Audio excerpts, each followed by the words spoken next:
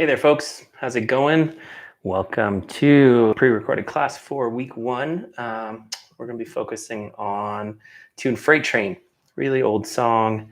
One of the first I learned to do solo, and such a fun arrangement for a lot of reasons. One of them being because the melody is really simple, really straightforward, really recognizable, but also just the puzzle of putting together rhythm, harmony, and melody is in a nice package in this tune, which is really great. We have some open position chords, only 4 chords that we need to learn how to play, and then really super straightforward. That's what I really love about teaching this tune and learning this song is that it's a really nice way to kind of look under the hood when it comes to the mechanics of putting together a solo piece, right? Putting together rhythm, harmony, and melody, and I'm playing them all simultaneously.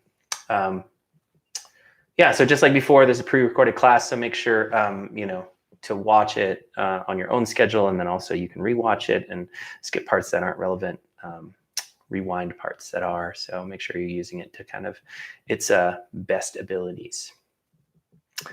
Cool.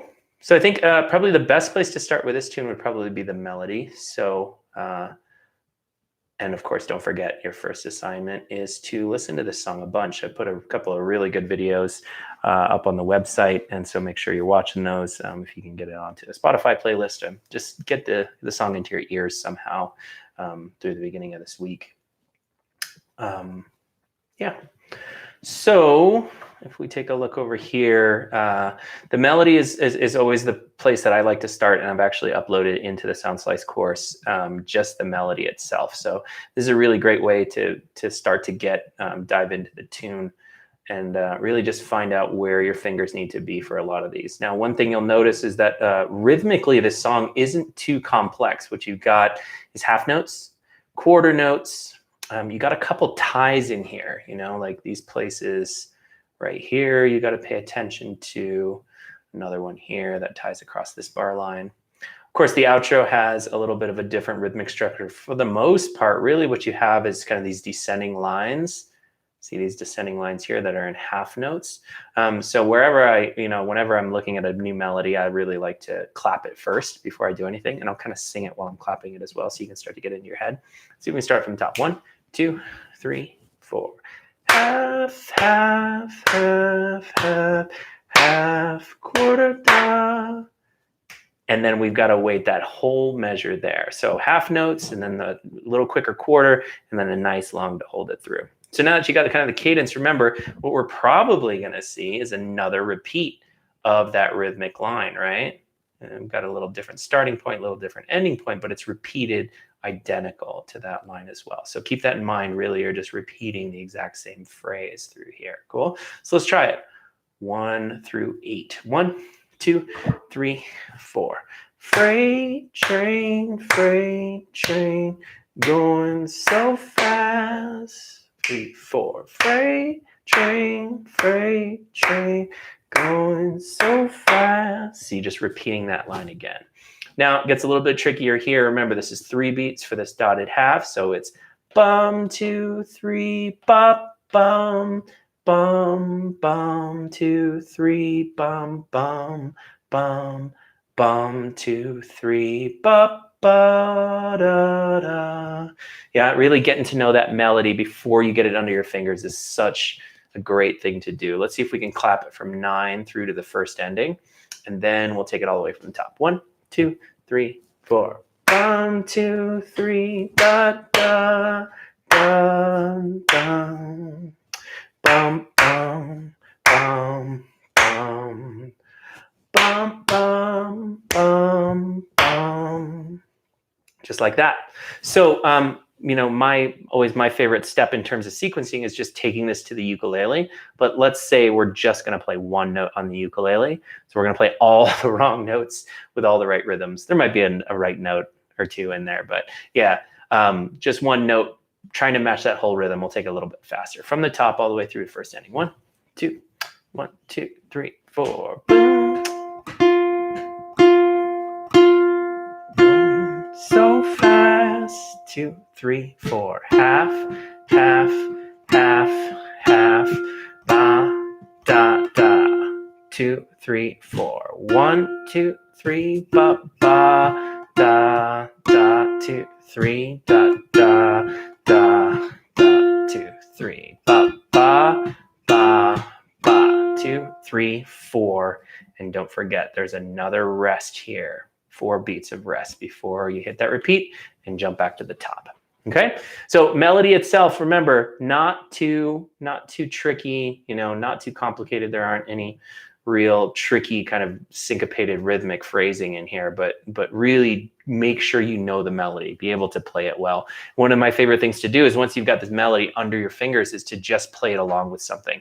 So you can transfer it over to the sound slice file, have me playing the solo part while you're just playing the melody. It really, really helps to get your ear grounded in terms of knowing what this sounds like and what this feels like to play. So if we go back to this, let's see if we can just take it from the top and go all the way through the first ending. And now we're actually going to play the notes. Okay. So really the only tricky part, everything is kind of under my fingers, is going to be here in measure 4. Everybody see that I'm here at 5. Everything else is 3, 0, 3, 1. Everything else is kind of in that first position through the whole piece of the tune. Right? It's really just here where you need to make this jump up to 5. And I would suggest trying to go up there with your pinky. And if you don't make it on this one, we can map it out and work it. But otherwise, you can use finger per fret, or you can use your pinky for the 3rd fret, either one. 1, 2, 1, 2, 3, 4. Bum, bum, bum, bum, bum. 2, slide 5. Back to 1. And now it's all in that first position. 2, 3, and open. 2, 3. 2, 3. 2, 3. 2, 3, 4. Rest. 2, 3. And then you're starting over, right? Back from the top. Now let's see if we can get to the hand view and you can just watch as I sort of flow through this. Let me see if I can get this in focus. Sorry, team. Did have a setting wrong here, so I'm just gonna very quickly and smoothly as I can adjust this thing. Okay, cool. So right here, the only big jump in this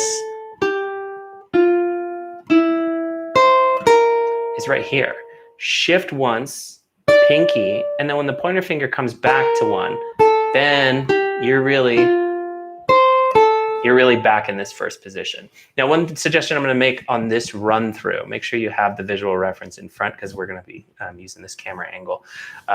One suggestion I would make on this run through is every time you would think you would play your ring finger, like the 3rd fret, see if you can use your pinky. It's going to help us a little bit once we start to add the chords later. So here 3, open, and then here 3. See how I'm using my pinky there. It's going to help a lot more once we've started to add the chords. So give that a try. If you need to do it on your ring finger on this run through, you can do that as well. Cool. Playing it from the top. 1, 2, 1, 2, 3, 4.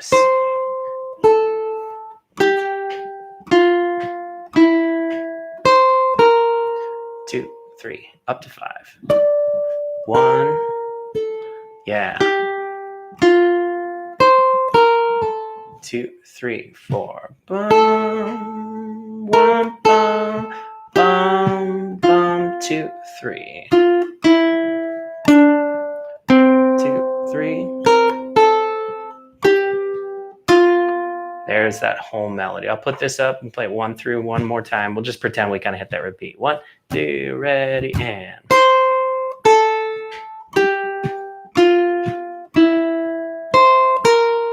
2, 3, up to 5.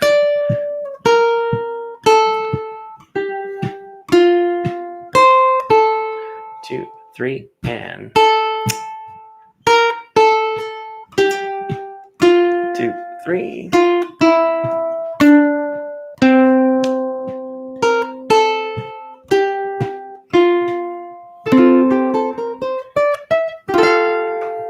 All right, so remember, getting the melody under your fingers is so important. So many times when we learn solo arrangements, the first thing we do is we look at measure 1 of the solo arrangement and just start to try and work out the puzzle, right? It's like, oh, on this beat I do this. Oh, on this beat I'm holding this chord, but my pinky's doing this. If you can get that melody under your fingers, if you've sequenced it in the right way, then what happens is you've heard that melody so many times and started to get it under your fingers successfully that it's almost like you can't make a mistake when you're playing a melody, or at least you can hear when you do make a mistake. I think that that's one of the most important things to have, before you start to assemble the whole machinery, is just really, really knowing what that melody sounds like. And then also you can take that next step of interacting it with the chords by playing it along with the solo piece in the sound slice. But that being said, let's take a look at the solo piece. Now, actually, no, before we get into that, one of the things that I like to do, even before we start, I'm going to take just the first the first two measures of this tune. Dee da da da. Now, when we start to go to assemble this, it's not rocket science. It's really just putting your left hand on as much of the chord shape as you can play, and then learn to play that melody. Because, before we start to assemble things together, it really helps to say, oh, this is what my left hand does, and there's where that melody is. So how I would kind of sequence this is this melody. Just those first four notes, can I play all of those notes inside of an F chord? Can I hold an F chord while I'm playing bum, bum, bum, bum? And if you notice, the last note, first fret on the E string, right there, beat 3 on measure 2, right? That is inside of the F chord. So I actually don't need to change much in terms of left hand. It's almost like I'm adding all those melody notes and then I land on that chord tone right at the end. Cool? So first thing I want to do is be able to hold the F chord and play that same melody. 3, open, and 3, and 1. Again, you can use your ring finger here, but do you see how my hand kind of straightens out when I get my ring finger to the 3rd fret while I'm holding this chord? If I am more in a natural position here, then the finger that's over the right fret is the pinky. And that's why I was suggesting playing that 3rd fret with your pinky finger. Cool? So let's try and play that melody again together. We'll do it once with this, and then we'll do it once with the visual. 1, 2, 3, 4. Now with this visual, just like that. And 1, open, and last time.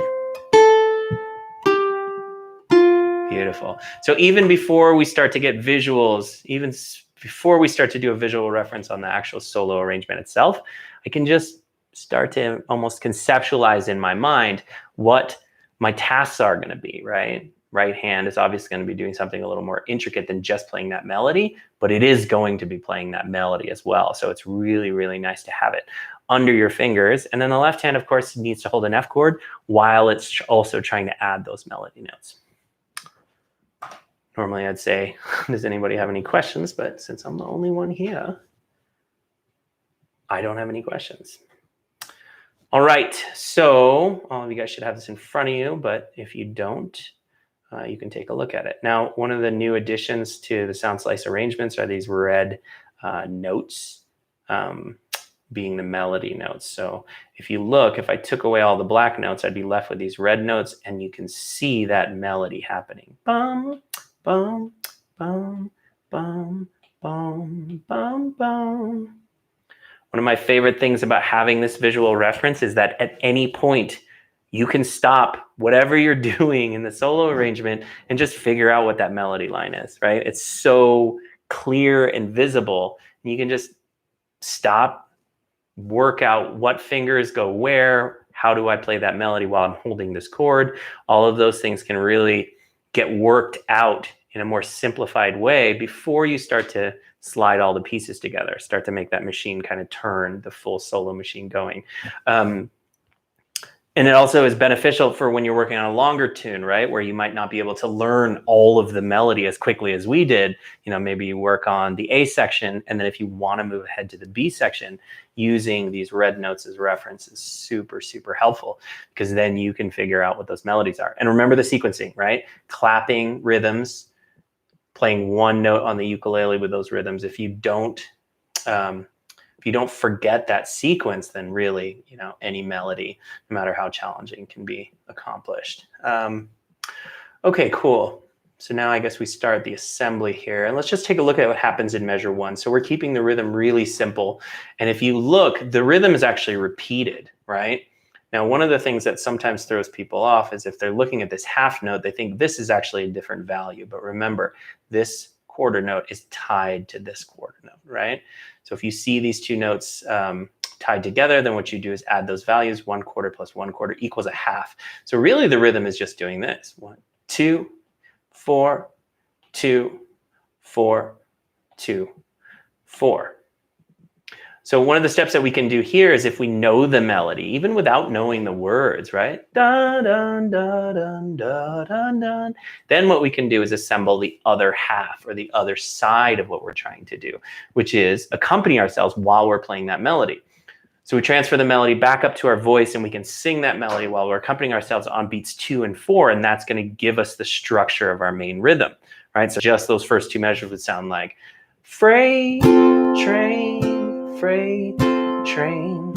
Now, if you can repeat that, do it successfully in your body, when you actually start to assemble this, it's going to feel so much more comfortable. It's going to feel so much more right and natural in your body, right? And then you're just kind of like learning it in a more complicated way, rather than trying to figure out what that melody sounds like or trying to figure out when you're supposed to hit those accompaniment notes. So that's kind of my suggestion, is to just play through the tune with the chords after you've worked the melody out, or vice versa, right? If you know the melody especially and can sing it, then maybe the places to start is just with the chords, just singing the melody and accompanying yourselves with what you see in terms of the rhythmic accompaniment. It's really simple in this tune too, right? Just half notes starting on beats 2 and starting on beat 4. Cool.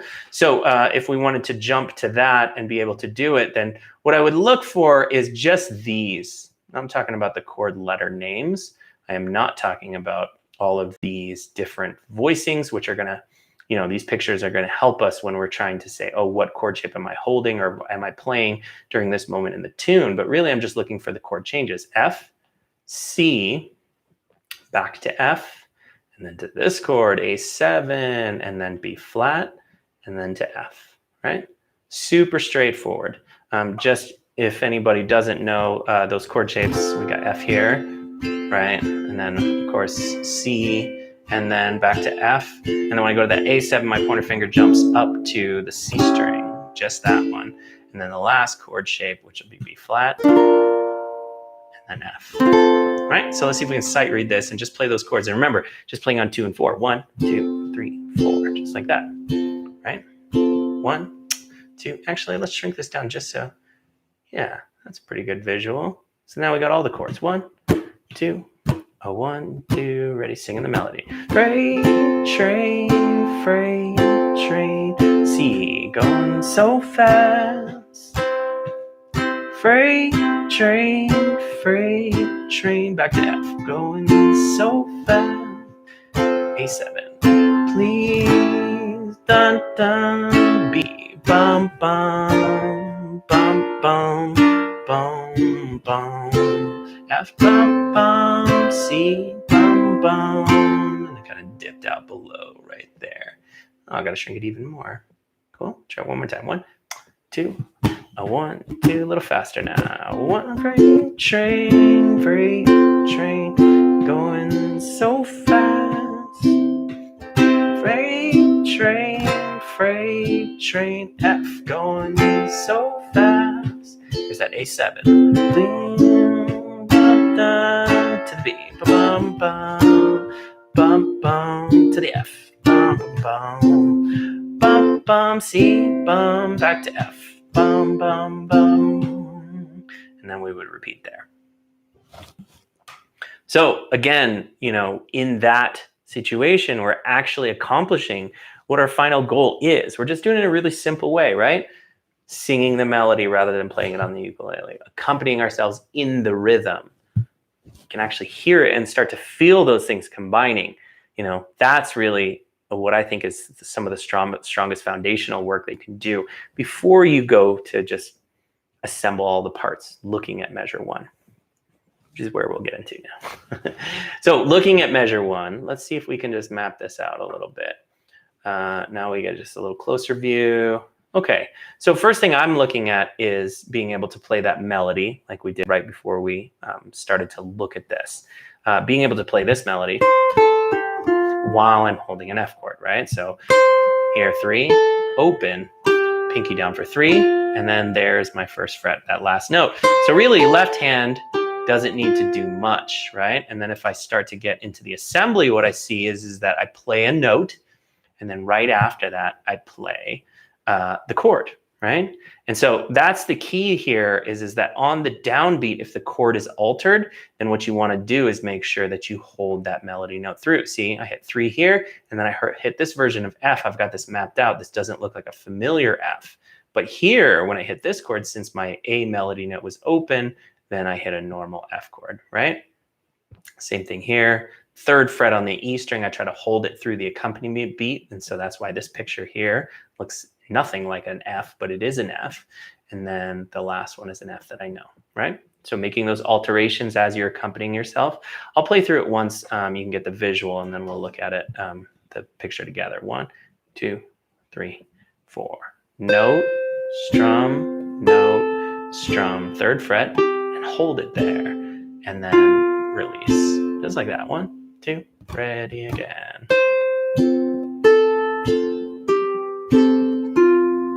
Two more times. 2, ready, and a little faster. 1, 2, ready, and it's starting to work, right?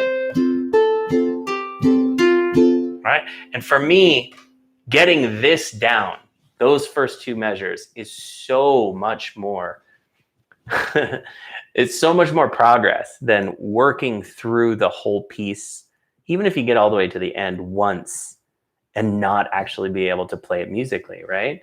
Like I kind of took all the mechanical parts, and once I started to put it together, I was really, really slow. But if you do it right, then what you're doing is playing 2 measures musically, correctly. You're really starting to learn the muscle memory, and that's the straightest line to the result we want, right? So don't skip those steps. Like I said, if your first thing to do, if your initial gut reaction is to just start reading off the page at measure 1 on the solo arrangement, especially if you don't know this tune, you're going to have a really hard time figuring out what the tune's supposed to sound like while you're also trying to figure out all the technique as well. Okay, so what I want to do is just see if I can take a little detour here and give you guys an exercise. Just working a simple scale, C major scale, and let's see if we can approach it in the same way. And then next week I'll be introducing the same concept or the same exercise, warm-up routine. We'll be doing it in the key of F, which the actual song is in. So C major scale, remember, I like to think about it in the open strings and what you do to those open strings. So this one, you play open and then you add the 2nd fret. Those notes are the first 2 notes. Now the E string, what you're going to do is add 2 notes, the 1st and the 3rd fret. Just like that. So the first one is 0 and 2, next one is 0, 1, and 3. And then the open A string, you're going to play 2 and 3. And those are all your notes. So remember, C string is just 1 note, 0, 2, and then E string is 0, 1, 3, and then A string is 0, 2, 3. Okay, let's start that. Let's go 8 notes each, and then 4 notes, and then 2 notes, and then 1. 1, 2, ready, C major scale. 8 notes on each note. And now 2nd fret. Nice. And remember, open E string, the notes we add are 1 and 3. Have patience.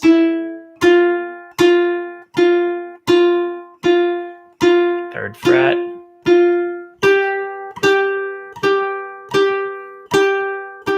Open A.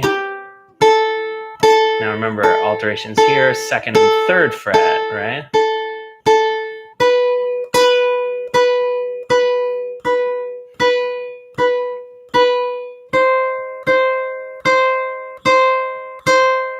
All right, back to the top. We go 4 notes. 1, 2, ready, switch.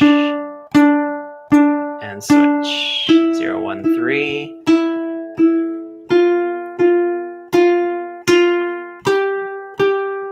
0, 2, 3.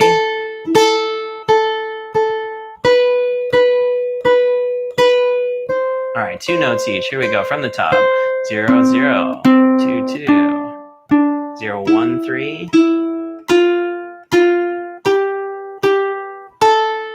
0, 2, 3. All right, let's slow the tempo down and let's go from the top, 1 note each. Here we go. Ready? First string is C. 2, open. 1, 3, open. 2, 3. Nice. And let's see if we can say those letter names. 2, ready, and C, D, E, F, G, A. Back to my octave is C. So if that was a review for you, awesome. If it's the first time you play a C major scale, make sure you work that out. Again, that's one of the benefits of these pre-recorded classes is that you can just play that over again. Skip back a few bits. I think the keyboard shortcut is left on the arrow to kind of skip back, and you might have to tap it 2 or 3 times to get to the beginning of that. But remember, learn the C major scale, because the point here is not to figure out how to play it while you're also trying to do technique. It's really just about teaching yourself how to do the technique. So get the melody under your fingers for sure. Okay, now for the exercise, what we're going to be doing is playing one of the notes, and then we're going to play a C chord. Now remember, if I'm playing the open C string, right, I don't need to have the 3rd fret on the A string held down, right? But if I am playing a C chord, I need to have the ring finger down here to give me as much of the shape as I can, right? So I play the open C string, I play a C chord, I play the 2nd fret, and then I play as much of a C chord as I can, right? See how my pointer finger is here on the 2nd fret. So this is not technically a C chord, but I am hearing that melody note across instead of it dying.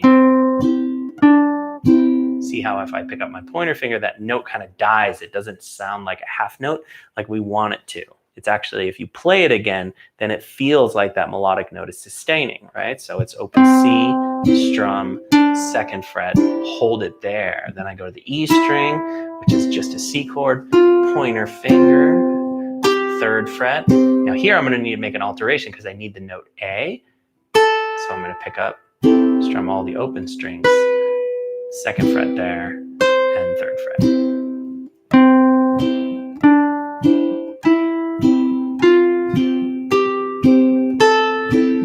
And there's our exercise.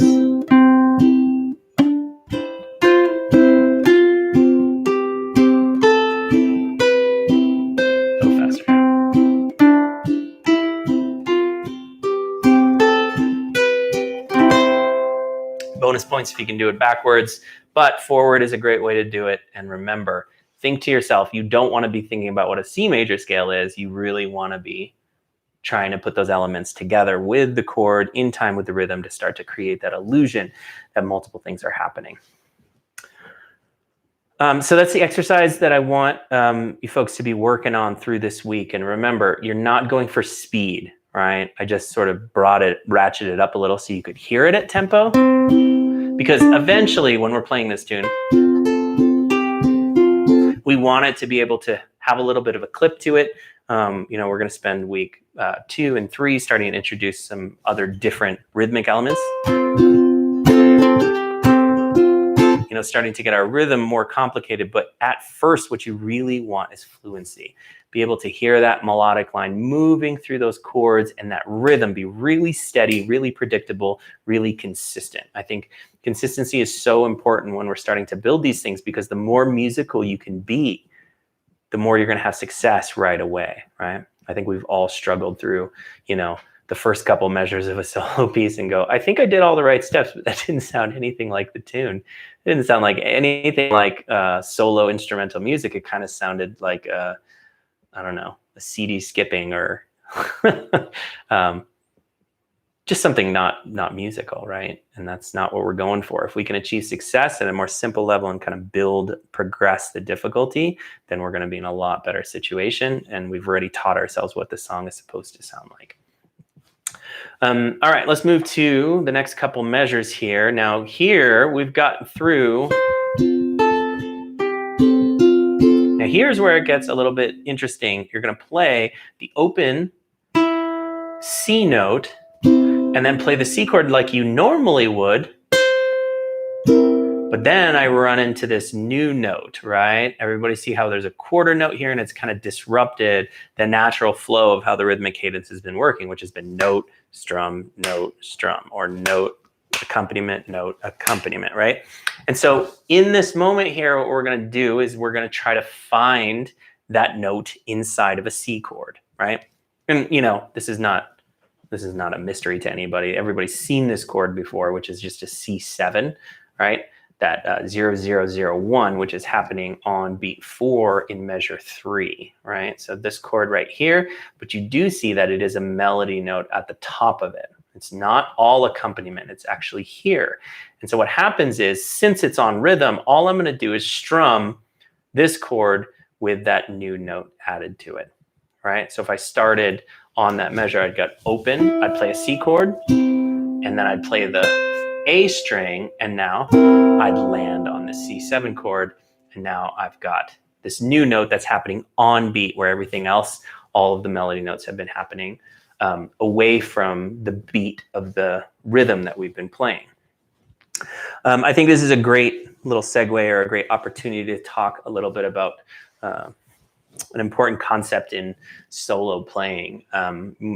For a lot of you guys, you've been doing this for months and maybe even years now, working with me especially. You know that the approach here, you know, we're trying to make it as formulaic as possible so that the expectation is there for our body, right? Once we start to feel that rhythm and feel where the notes are, it's almost like we want our body to start to become to get onto autopilot. Like when I hear the company, or like a long note, a long melody note, and then I hear this space, then my body almost wants to like drop into that rhythm very naturally. And I think it's happened with a lot of people. But, you know, if we just take a moment to kind of reflect here, there are really, you know, it's a big takeaway here whenever you're dealing with solo playing that I think is important to conceptualize is that melody notes, really, they only happen in two places. They happen on the rhythm we're doing, or they happen away from it.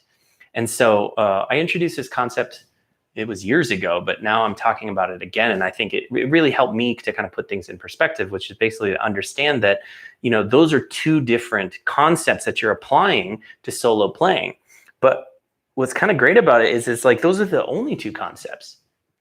Yeah. A melody note is either happening outside of the rhythm, which usually we're playing it by itself. Here, it's really happening almost the whole time until you get to right there. That melody note is now on beat. The term that I like to use is interlace versus synchronous, right? So interlacing the melody would be, what you're doing is kind of playing the melodic line, and then you're surrounding it with all of the actual beats of rhythm and harmony hits, right? And those give you the structure, and the kind of yo-yo back and forth between creates that illusion that multiple things are happening at once. But this piece also has one or two notes where they actually land on beat. And so there, what you've got to do is almost find the melody note inside of the chord. Synchronous melody, I think, is where the places where we really need to think, is our technique sharp, right? In other occasions, we might have rolled to that melody note. In this setting, I'm not going to do it, maybe not right in this stage of it, but maybe later. But what I really want to do here is more just point out that that melody note is different, right? If you look at this picture, all of the red notes are happening off beat, and then that one melody note on beat 4 is happening on beat in terms of the rhythm that we've created. So I just wanted to point that out. And remember, interlace versus synchronous, those are really the only two ways you can kind of combine rhythm and harmony and melody, right? It's kind of nice to know that it all boils down to those two things. Sort of, in a way, right? Okay, so let's pick up the pace a little bit here, and let's see if we can move through a little more of this. All right, so we see that that C chord, it actually stays pretty consistent for the rest of this melody as it moves through into line 2, right? So it doesn't really change up until here in measure 7. So we know that this is all inside of a C chord. My favorite thing about playing melody notes with C chords is this. Does everybody see these 3 open strings here, right? Those do not change until I get to this note. And even then, all of these are still open. You know, that's a little gift from the ukulele gods, is that when I'm holding all the open strings, it's pretty much a C chord. And a C6, if you add that A, ring finger down gives you the full C. So this whole moment is really probably just shifting around on either the A string, mostly the A string, and then to the E string. So let's take a look at it. If we're here and we're looking at this measure here, how I transfer is I'm going to play the open C, E string. I'm going to play the A string, and then I'm going to strum a C7 or that first, or the B note, right? The B flat note. And so now what I want to do is 2 beats of accompaniment before I could get into this measure here. So you can see this is where you're going to slide up. And the way I like to do it is this note, pinky, right? Get to my apex and then shift back to my open position. So it should only be one move, right? That shift up into 5. So if I'm here on 3, I mean 1, I'm accompanying, and then I'm going to slide up to 5. I'm going to strum on 5, back to 1 for the melody note, and then I'm going to strum down, right? And how that looks with the hands is this. I'm going to slide up to 5, just like that. 5, strum, first fret, strum, right? It's actually not that difficult of a move. And you know, if you work your stretch just a little bit and just kind of that little rock, it's actually a micro adjustment that you're making between that 5th fret and that 1st fret, right? So if I look here, I'm going to take it from the top now. Open, C chord, 3, and 2 beats of accompaniment. And then right here on beat 1, I'm going to move up to 5. Down to 1, and then strum there, and let's see what else happens here. Then it's open, ooh, and my chord turns to a C6, and then 3rd fret on the E string. Now look at the chord that I'm strumming there. 3, 0, 0, 3, 0 right here. So remember, as much of the chord as you can get. And the one thing you're noticing is that I didn't add a 3 here to get as much of that C chord. And that's really because I want this note to still reference as it comes through. Cool. So just pinky 3rd fret here, all the other strings open, and then the little switch and the pivot back into the F, right? So if I started in the line before, I go 5, strum, 1, strum, open, all the strings open. 3rd fret, now just hold that note, now 1, and I switch back to the F chord. Just like that, right? So if you're looking through this, you know, the key takeaways here are really trying to find those melodic lines, trying to find where you're shifting, where you're kind of making the moves. And then what I really like to think about is just holding that chord shape while you find the melody. Because remember, incorporating the rhythm is going to be really simple in this like first layer, because we're just hitting those like half notes. So I really think that combining those two things is going to be pretty intuitive in terms of putting it together. Yeah, I think that's about what I wanted to cover in terms of content. Remember, moving through this tune or moving through this piece is really about, I think, working in sections, being modular about it. I think if we were having a live class, I probably wouldn't have started at the top. I probably would have started in the trickier part of the section, which we'll get more into in the next week. But just know if you hit a little stumbling block coming into the second half of this, it is a little bit tricky, right? There's some things to consider. What I really want you to do if you want to move ahead is use the sound slice. Yeah, that's a very valuable tool. Gives you kind of like superpowers to be able to, you know, look at what you need to, loop small sections, make it, you know, make it as slow as you want, as fast as you want.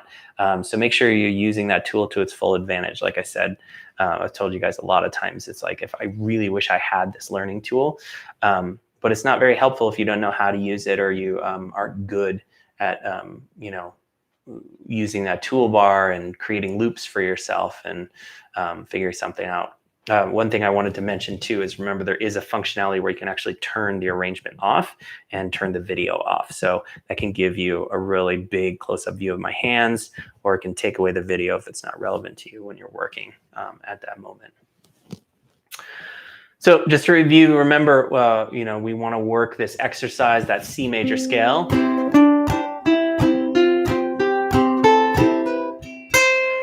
Yeah, working that C major scale will really give us that feeling of that interlaced kind of movement, right? Because that's really all we're doing is we're interlacing the melodic line of the scale with a C chord. So make sure that you feel really comfortable doing that. You want to be able to almost make that automatic, really fluid. Don't work it fast, work it slow and consistent. And then, of course, getting this melodic line nailed before you go to start to assemble those parts. I can't stress that enough. Make sure you know the melody. And I would say if you can be at a place where you can play the whole melody without any visual reference, I think you're going to be, 2 or 3 steps ahead when it comes to starting to assemble the parts. So that's about it. Really excited to get on vacation and take a little breather from teaching and turn off my computer for a while. But know that,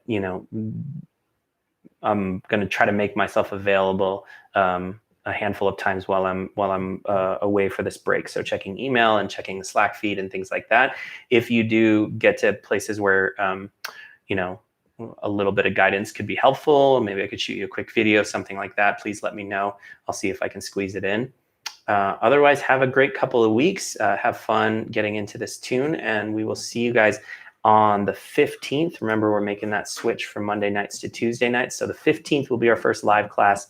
You can find the Zoom link on the homepage for the standard track. Thanks again for joining us for another month of UClab. I'm really excited to be working with you. And have a good week. Bye-bye.